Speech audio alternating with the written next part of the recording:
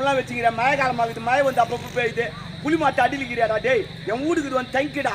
மாசமானா 1ஆம் தேதி துட்டு கட்டுறாங்க. சரி வீட்டை போய் பார்த்தேன், சூப்பரா இருக்குது வீடு. 2 அடுக்கு மாடி, பளிங்கல் போட்டு கட்டி வச்சுட்டாங்க.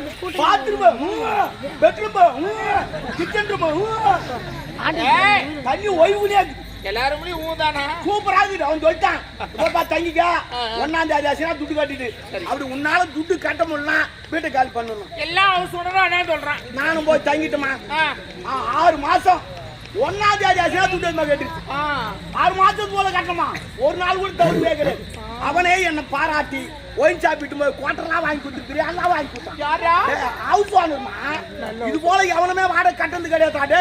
ஒரு நாளாவது தவறுண்டா, ஆனா ஒரு நாள் தவறாத கட்டின பாரு. இல்லாதவங்க இல்லாதவன்டாட்டா அவனு சொல்லி வாங்கி கொடுத்தாமா. சாப்பிட்டேன், நல்லா தான் போய்க்கு நிச்சு. திடீர்னு கொரோனா வந்துருமா. 6 மாசம் வேலையா இருக்குது. அப்புறம் என்ன பண்ண?